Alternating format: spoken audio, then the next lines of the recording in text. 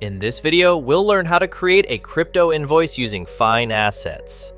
I'm using a demo account for this tutorial. If you'd like to follow along, the link to the demo account is available in the description box below. Let's get started. First, click on the Invoicing tab from the dashboard.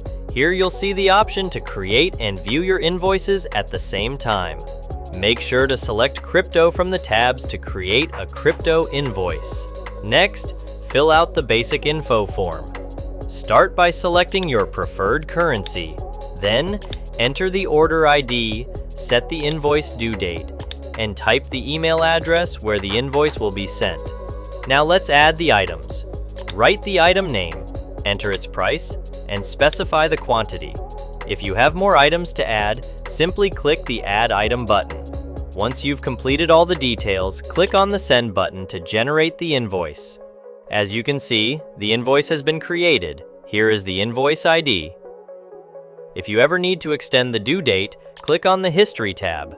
Then click the Extend button to change the due date. You can also view the generated invoice by clicking the View button here. And that's it for this tutorial. Thanks for watching, and we'll see you in the next one. Don't forget to follow us.